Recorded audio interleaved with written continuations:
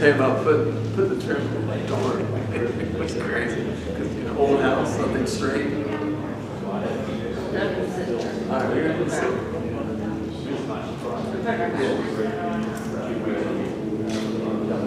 How was your week so far, Don? How was your week so far? It's about 3 days off. Actually 4. This is good sleeping too.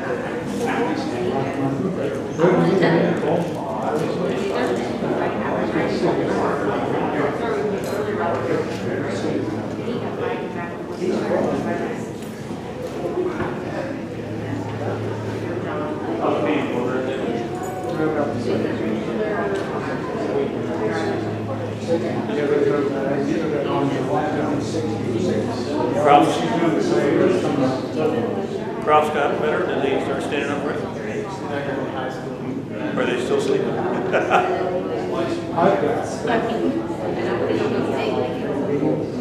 Really?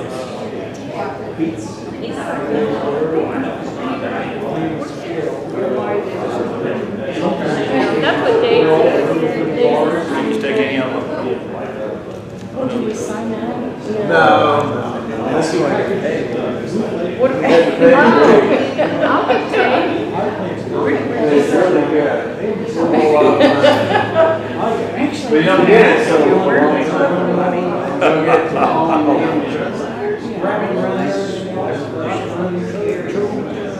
didn't know if they take it on Wednesday. No. Martin, see.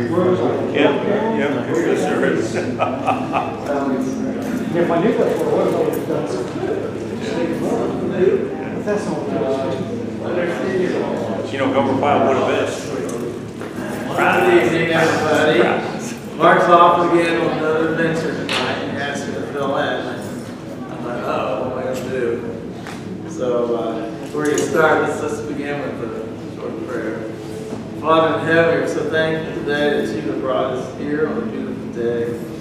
It's by your grace we're here. It's by your grace we're saved. It's by you and your love for us, for the beauty that you have given to us all around us, for hope in our hearts.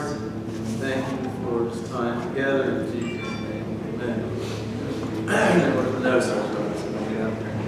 Well, anyway, I forget where he went. I think he's on fire.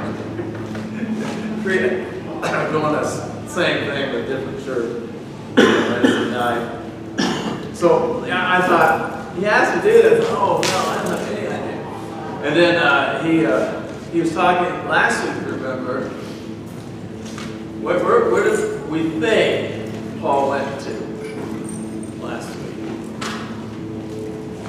In Corinthians, 2 Corinthians 12. Where did he go up to?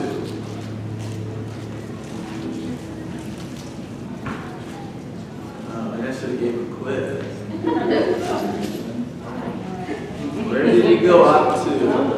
Well, he talked about a man that went up there, but I'm pretty sure it's Paul. Paul, third heaven. So, the third heaven? Okay.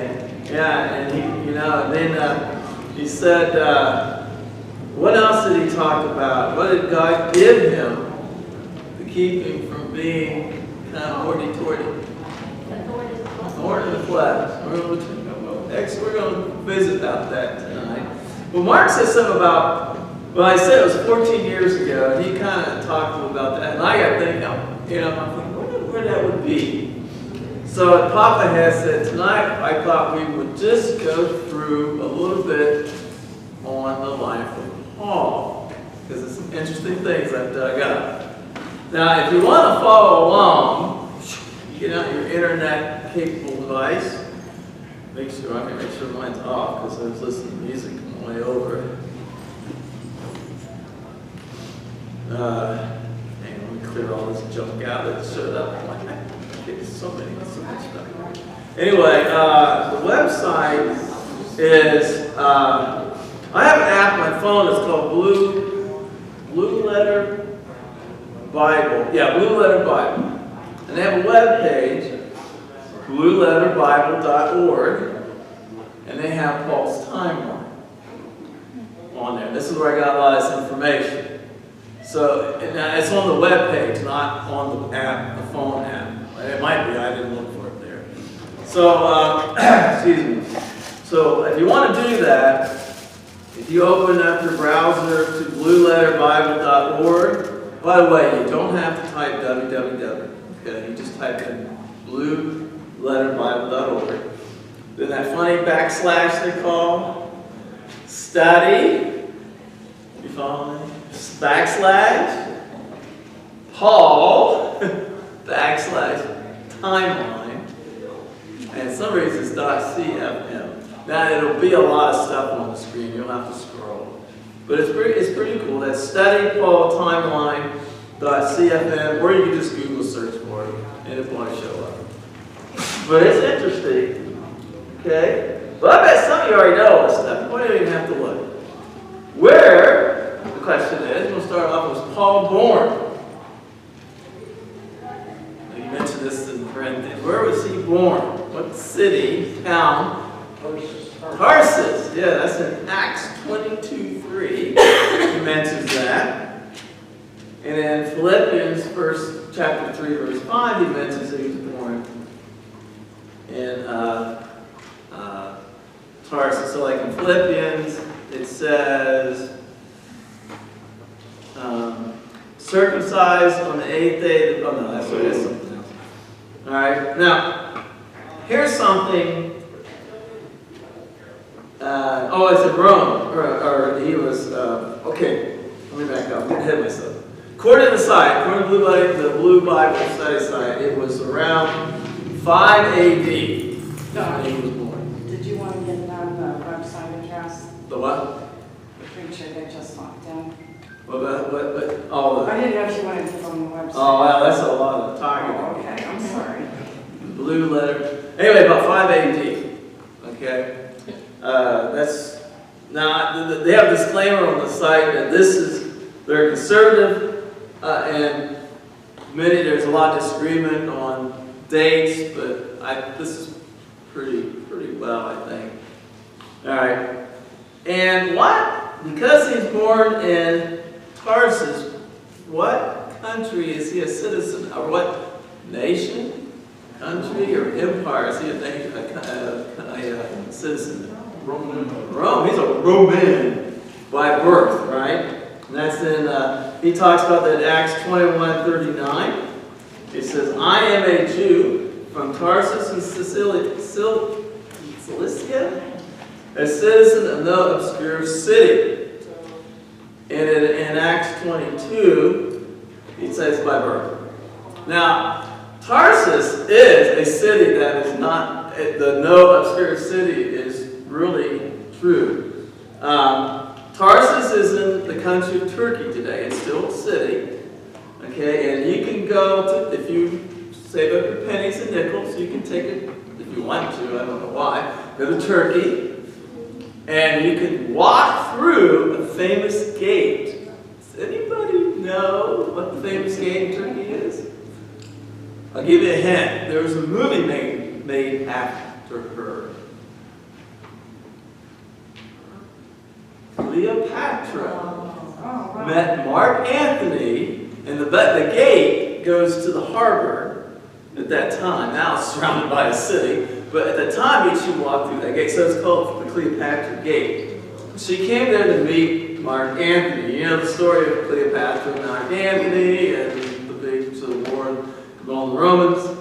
Now that was before Paul. That was okay. Now the city of Tarsus was first ruled by, and a lot of these names are going to sound familiar, first ruled by Hittites, then the Assyrians, and then the Persians, and then the Greeks, Alexander the Great, and finally the Romans showed up, okay? And it was a big deal.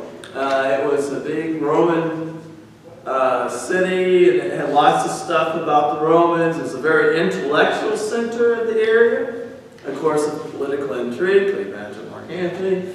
And, you know, and so, and if you go Google Maps, and go to Tarsus and type in Cleopatra's Gate, you can go to Street View, you can look at the gate. It's not real impressive.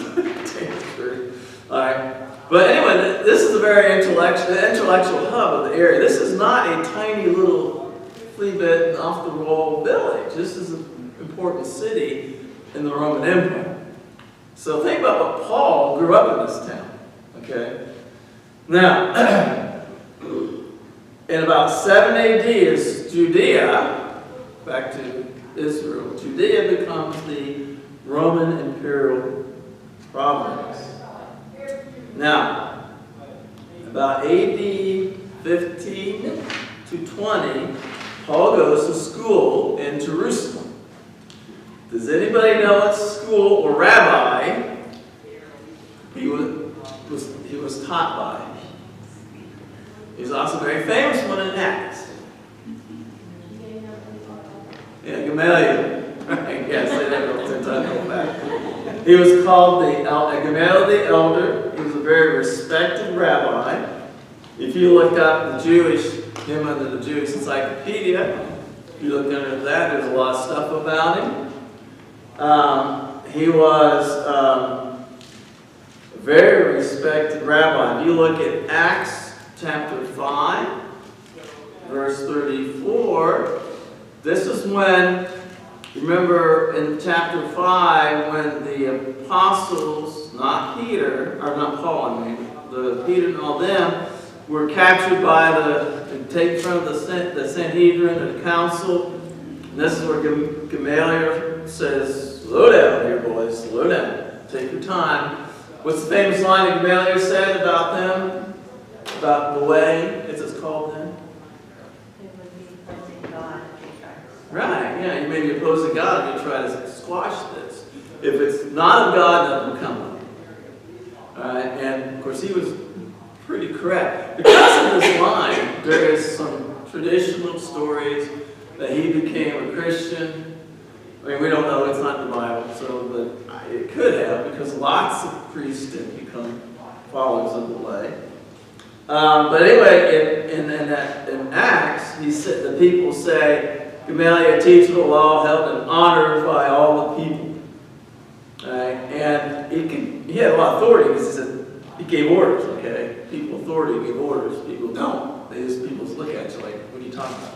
So this is, this is this big school. This is like a big school. Now, I'm not getting into all the Hebrew school because there's several rabbinical schools in that area. But Paul is part of this. Okay, as a matter of fact, he was a prize student.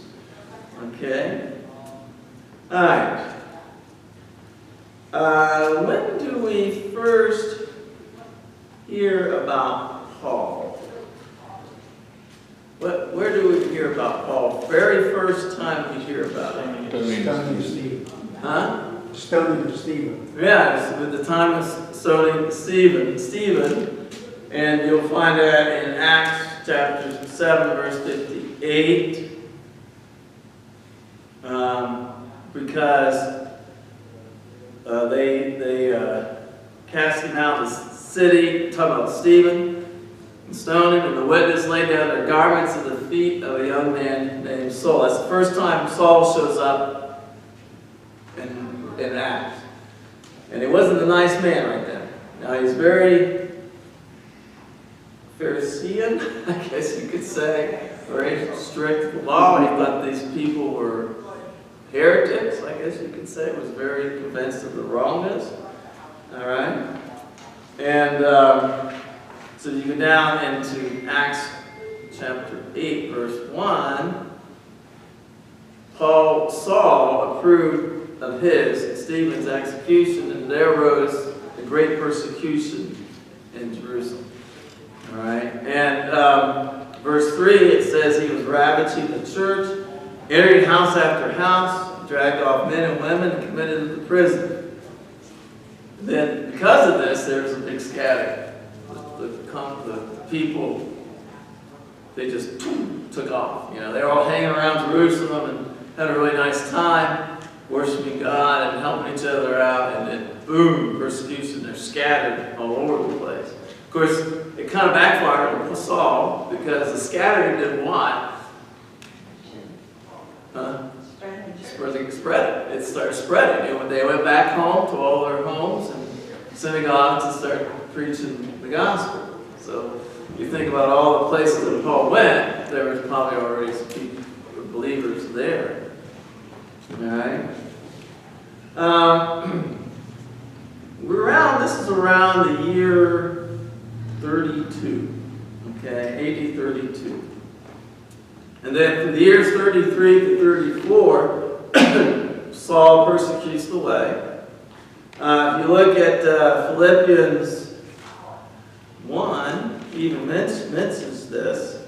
It goes, in chapter 3, excuse me, not Philippians chapter 1, chapter 3, verse 6, he says, circumcised, on verse 5, circumcised on the 8th day, a people of Israel, of the tribe of Benjamin, a Hebrew of Hebrews, as to the law, a Pharisee, as to zeal, a very zealous person that persecuted the church, as to righteousness under the law, blameless. Okay?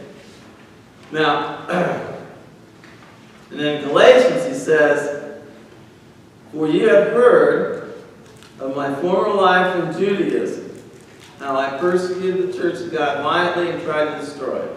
I was advancing in Judaism beyond many of my own age among my people, so extremely zealous was I for the traditions of my fathers. Notice the traditions.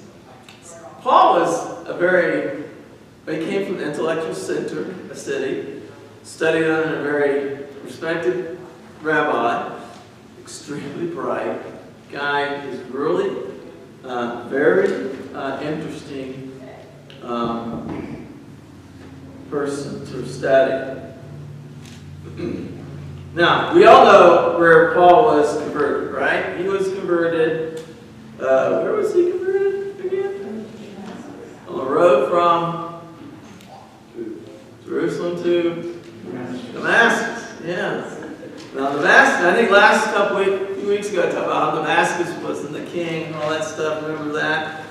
And he was on the way to persecute people. And what's interesting is that this is where people get the idea that he was a married man. Because he had certificates of arrest or something like that from the council. And the way he dealt with the council seemed to have him, they said he had to be married to do this stuff. I can't remember right now, I read it down, so I should have wrote it down. But we never really read of his wife, in the scripture, so that could just be speculation. You can look that up if you want to. That's about the year 34. Now, this is where I got to think about this 14 years. What did he do after? Where did he go after he was converted? He was in Damascus, but then he started preaching there. So where did he go when at this time frame? He went someplace. Anybody know where he went?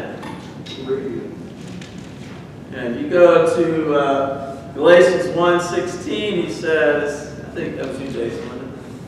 I was pleased, I did not go up to Jerusalem, but went away to Arabia and returned again to Damascus.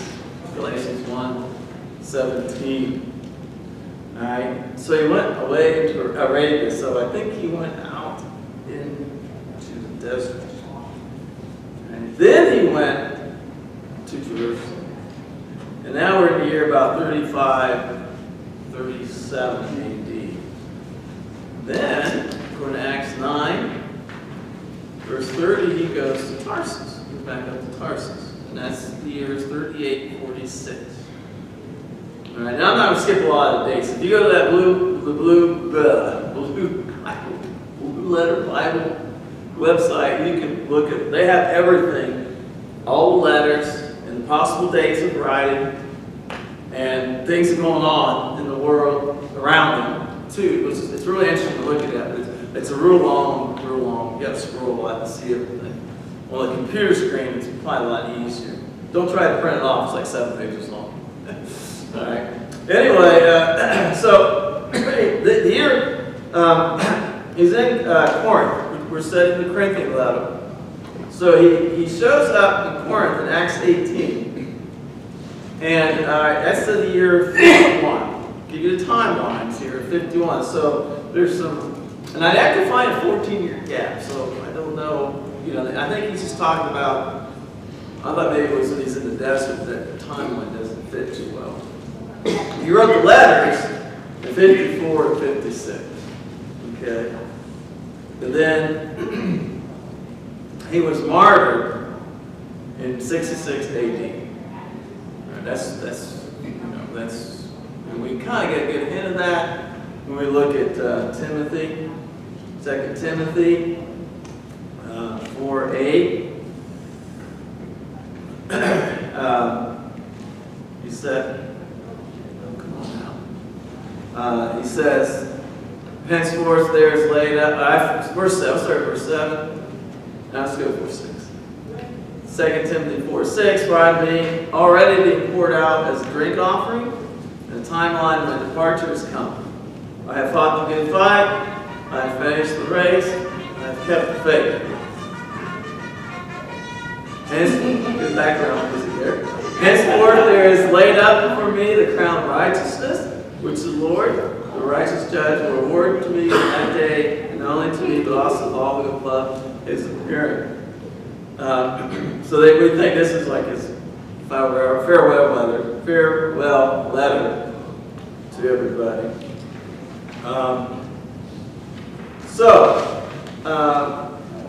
What's interesting, I said he was martyred in 66 AD. Does anybody know what happened about in July 1864 AD? We actually know the date of this event in Rome.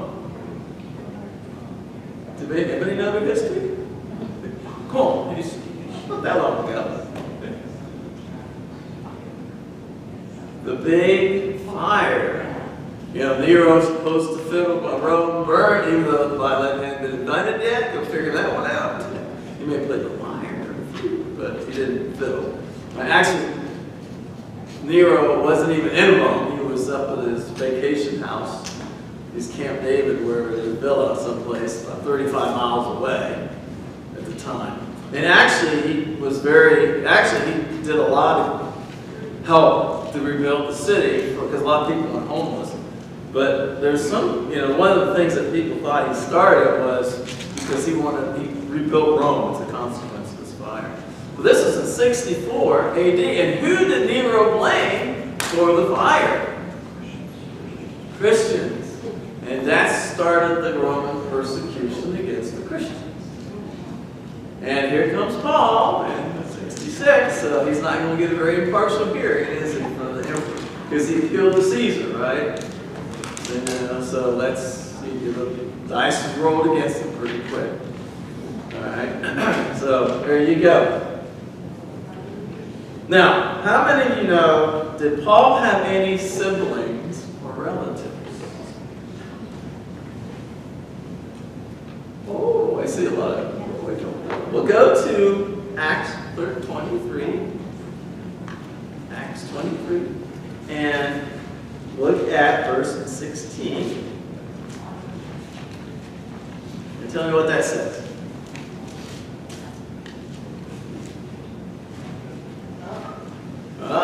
He had a sister and a nephew, the son of Paul, that time he was called Paul, sister. So we know he had a sister, so he had some siblings. We know he had a father because he was the blank of a Pharisee, a son of a Pharisee. So his dad was a Pharisee. All right. So we know that. It's also in Acts 23, verse 6 up there, when he's defending himself against the charges. So yeah, he had a sister and he had a nephew. All right. And they were obviously pulling for him because they had an undercover plot against him. All right. Now, Paul's birth name was not Paul. It is Saul. Matter of fact, if you go through, when God talks to Paul, he calls him Saul, not Paul. Jesus says, Saul, why that persecute thee? And so he says in Romans 11, verse 1, he says, I ask then, as God rejects his people, by no means for myself, and I myself am an Israelite, a descendant of Abraham, a member of the tribe of Benjamin. Now think of his name. Who was Paul named after? The tribe of Benjamin. Do you know your King Saul, who was Benjamin? Alright? I don't know why they wanted to name their kid after Saul, but they did. Alright? Okay, and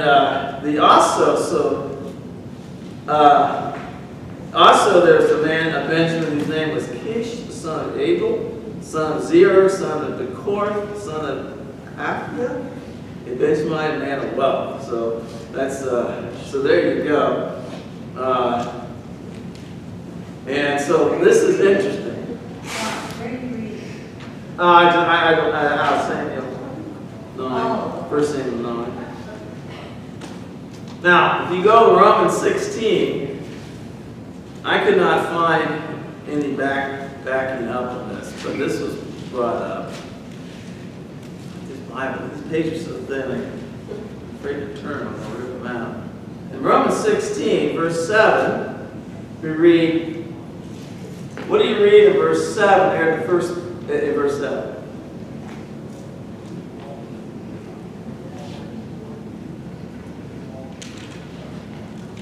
Now, and the NIV says, greet Andronicus and Junis, my relatives who have been in prison with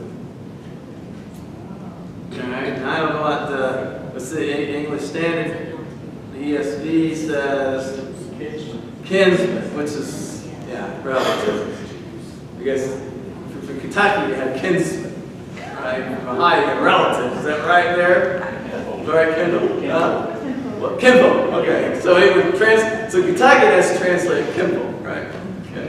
So that is, or they could maybe read the Greek fellow countrymen. Some people say they were maybe some relatives of his. Okay, this is for you to play with. I mean, it's not a big deal, but Now, last week, not last week. Was it last week? Mark talked about this. Yeah, it was, wasn't it? About Paul's the thorn in the flesh. Keep it away. The thorn in the flesh. How many heard about it? They think it was his eyes. A lot of people heard about eyes. Well, that's because you go to Galatians chapter 4. Galatians 4:12. You will see that he reads, I plead with you, brothers, become like me, for I became like you. You have done me no wrong. As you know, it was because of an illness I first preached the gospel to you. Even though my illness was a trial for you, you did not treat me with contempt or scorn. Instead, you welcomed me as if I were an angel of God, as the Christ Jesus himself. What has happened to you, all your joy? And it goes on and says, what happened to all your joy? I can testify that if you had done so, you would have torn out your eyes and given them to me. That's where people get the idea that was the thorn in the flesh. Now, one of the things, of course, knowing when I teach hockey, I teach all kinds of diseases. There's a lot of diseases. I mean, when I was in Iraq, the medics told me they went out to a village and they used all the medicines they had to treat eyes because they had a lot of eye diseases. Parasites. There's a fly, I can't remember the name of it, actually it's chlamydia, which is a sexually transmitted disease, but it also gets in the eye, and it scars the eye, and eventually causes the eyelid to flip over, and you go blind from it. Vitamin A deficiency can cause you to go blind, but it's kind of like a miracle cure because you have vitamin A, vision comes back. It could be malaria, it could be, a lot of it. It could be cataracts. Cataracts is, people. I like to know how many people are, because the sun's really bright over there, have cataracts. So, that may not be the thorn in the flesh, that's my point. It could just be an illness. You have a bad illness and you could see from it, and that ruined his sight. It could also be, if you're an eye doctor, and most of us wear these because we get wise as we get older. Your sight, right? We can't see. We need reading glasses, right? We read a papyrus like this, so we get reading glasses. They didn't have glasses back then. So that could have been just age, aging of his eyes. So he knows. But if you read his letters carefully, you'll read like Romans. There's the author, the guy that wrote authors mentions it by name himself. I write this or something like that. And there's a couple other letters that you get evidence that people wrote them for him. And I think I've talked about this before in classes. When you read Paul's letters, it's not like he's sitting at a desk in the study with the lamp going on and taking his quill pen out and going. No, he's dictating, and there's people sitting around him listening to this because it's part of the courtyard.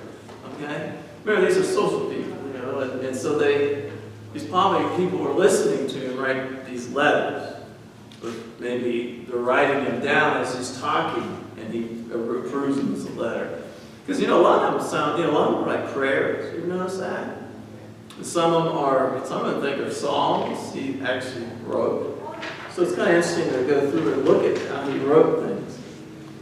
So, but we never know, do we? Now, if we were, why don't we know what was wrong with Paul? Because I'll give you a hint. What would Christians do with that knowledge? Huh? Well, not Christians. I mean, people don't like Paul, but as past his time, the people who read this in the Bible. I mean, what do we do with the Shroud of Turin, the cross, Mary? They turn them into relics of some kind. I don't know about you, but I'm not going to be poking my eyes out. But so. There's the thing, Paul had this, we must have to have that kind of attitude. So I think sometimes we're just not told stuff to keep us from not looking at the right things sometimes. When we think about that. So anyway, some of the things is he taught, in Titus chapter 1, verse 12, he quotes Epimenides of Crete. If you don't know what that one is, you look at Titus, chapter 1, verse 12. It's the famous, one of the Cretans, the prophet of the Lord, said Cretans are always liars, even these lazy gluttons. That's if you look up Epimenides, Epimenides, Wikipedia will tell you pretty much about it.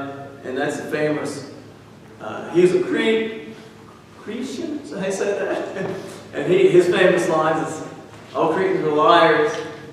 And it's kind of like a logic thing. So he quotes that, which is often why we if we don't know that background, sometimes we just use that verse a lot. Aratus of Cecilia, that's in Acts 17:28. He quotes that poet. Let's see, what did he say there? I forget. He said, 17:28. For in him we live and move and have our being, as some of our own poems have said, we are his offspring. And then Menander, the author of the Greek comedy, Thais, I think I got that right. Thaddeus. And that's 1 Corinthians 15:33. He writes, he says, do not be misled. Bad company, good morals, or correct character. So, yeah, he was a well-read person, you know. I often, you know, I've ran into people who put down people, like ministers, like Mark, go to college, become Jason, become trained, learn, study the Bible, and they have this, oh, I don't need the Bible, I don't need to go to college, and then I'm like, they kind of put down, well, Paul was not an uneducated man going out preaching. He wasn't a street preacher, okay? He understood the scriptures very well. I mean, I had them memorized. He was a Pharisee, that's what they did. He probably knew the Torah, and he probably knew the law, the part that the Jews wrote on top of the Torah. Okay, they wrote all that stuff. He probably knew all that stuff too. And it's interesting when you read how he writes about uses the scriptures in his epistles to advance the cause of Christ. All right. Now, okay, we got a few minutes here. Any questions about Paul or any comments about his quick life view over there? I'll give you a little background on it. It's interesting to study him. Do you have anything? We'll jump into another subject here. And he died. Huh? I don't know. It was just sword to the head or to the lions. I don't think I've done that yet, but I don't have much clue. No, I didn't actually look that stuff up. I just know he said it was. Oh, I agree. He was a martyr. With Paul, with everything he knew, he was wise to think and to speak many times in the third person. So that his conversations were not about himself, but about the copy on hand.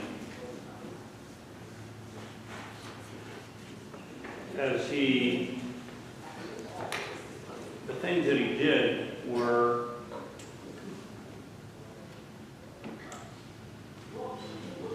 he was probably one of the most important people after Jesus died on the cross and the apostles passed on to build the church. He represented the body of Christ. He represented the church. I'm not convinced that if Paul didn't do what he did, that the church will be where it is today. Okay. Well, remember though, if it wasn't Paul, it might have been somebody else. God has his people.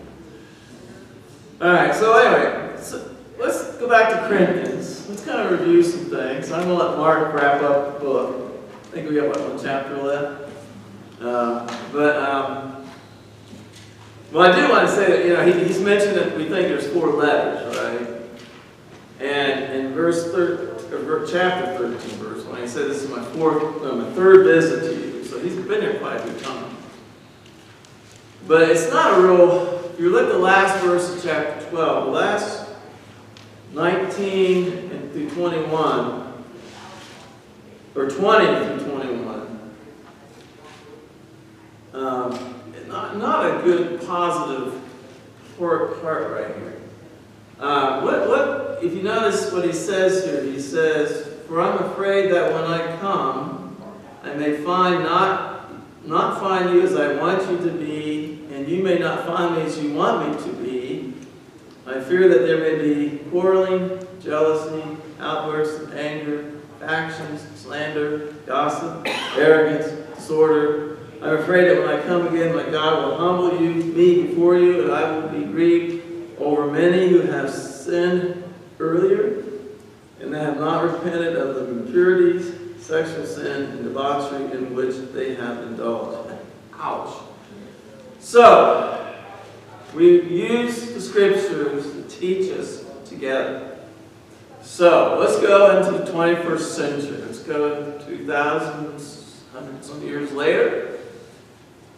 Does this message still resonate today? What was Corinthians about? First of all, what are some of the things that Paul addressed in the congregation of the Lord's Church in Corinth? What are some of the issues they had? From the first letter to the second letter. What's the first thing off the bat he starts writing about in chapter in verse Corinthians? Division. Okay, what's another thing right about? Second thing off the bat. Second thing. The guy and the lady. Immorality. Sexual morality. But I forget. I'm not going to get it, but I can't remember. It was not very nice. Debauchery. Alright, the other one's one. Putting one leader above the other. Yeah, elevate, yeah, pick factions. This guy's better than this. Factions. Idol worship. Struggles with the idol and worship of idols. Remember, this is a Gentile. These people are, you have Jews and then you have Gentiles who came out of paganism of the day. And paganism worshipped many gods, right? You probably had a god of rain, god of harvest, god of sex, Athena, you had god of this, you had all kinds. Alright? And all of a sudden you're in the one God. Okay? The Jews are all comfortable. One God, that's great. These people are they're bringing that with them. Alright? And it's very difficult, right? Very difficult. So yeah, there's a lot of struggle. Do we have the same troubles? Well, we don't have paganism, or do we, in our society today? Absolutely. Yeah, we do, but we have a different kind, don't we? We don't have Athena, we don't have Apollos, we don't have Hercules, and what's the farming god? I can't remember. No, but we have all that Black Lives Matter better than this life matters. We have racial strife. Boards, you know, gay, lesbian, we're big mess too. Yeah, we have racial strife to deal with. We still do. I mean, you just the headlines of Montgomery, Alabama. It's gonna smack in the face this weekend. But if you notice, some of the great communicator leaders always start with encouragement. And Yes. Paul did that many times in his Right. letters, but then he ended with authority. Yes. So when we look at the thing, so we have strife, because what does division, first I'll look at division, what does division cause in a church? What's that? What is the consequence of, when you have division, what happens with it? Huh? Disunity. I'm sorry. Is that right? Well, before you get there, Disunity. before you get there, division is usually disunity. You're not united, you're divided. In the building, or in the house church, or in the synagogue, you will have strife, right? Right? And he says, I will find you, I will fractions, division, and slander, right? And disorder. Correct? People doing their own thing. Okay? What else did he say? So do we have that? Do we have those issues today? No, we do. All right. So this is a few chapters ago we studied about money, right? I put down here tight wallets, right? You know, some pocket shut, right? Paul kind of roundabout way says, hey, why aren't you, you're a rich city, why aren't you giving more? Right? Remember that what Mark was talking about? And he tried to encourage them to up it a little bit, you know? God loves a cheerful giver, those lines. Yeah, so, you know, and so this is why we, you know, you read this stuff. This is not unusual. I was reading a story about, I actually, you're not very Jewish stuff, it's Jewish World Review. But they had an article about Garrison Keillor, by Garrison Keillor, who used to be on the radio. And then he had a big, one of those Me Too moments, and boop, he's off the radio. So I said, oh, what he's doing now? So I looked him up on the internet and was reading about him. And he is, his parents were members of the Brethren, Friends Brethren or something, which goes way back to Scotland. All right, guess what they were like back in the day, in the 19th century. Guess what they were like? Take a wild guess. This is back during all those changes in England that came over here. Elders, baptism, communion, a cappella worship, very similar to us, but they were called different. All right, they had no everybody was a preacher. You heard that? All the men preached. Right? They didn't have a minister, so to speak. They had they every man preached. Okay, that sound familiar? But guess what they did over time? Guess what they did? Come on, you can take a big guess here. Come on, guessing's allowed. No penalty. What did they do over time? So as the 20th century rolled through, they came over here.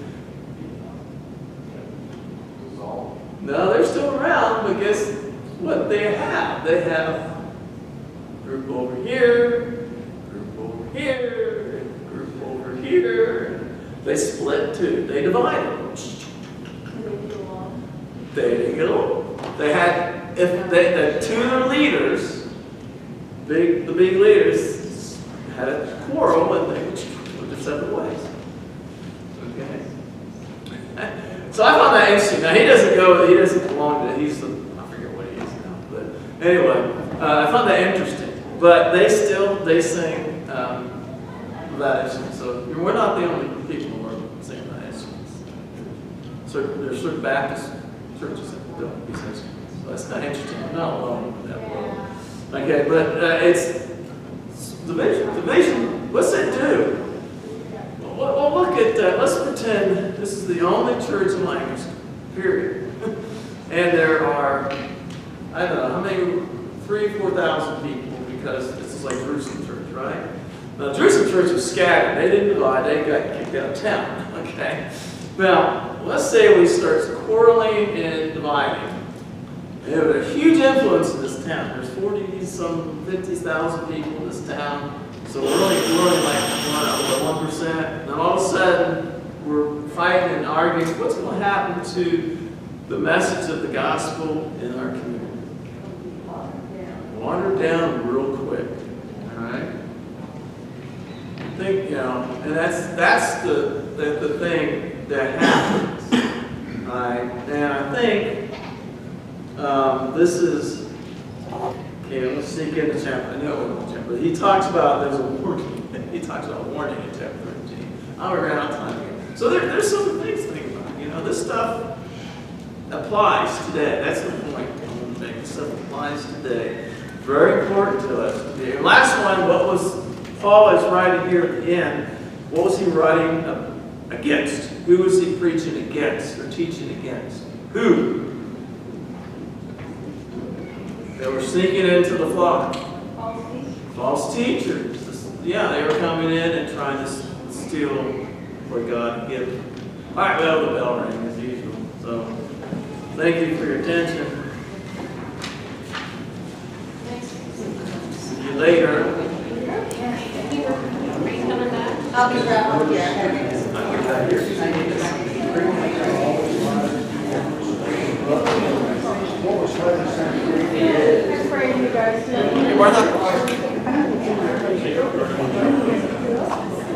Okay.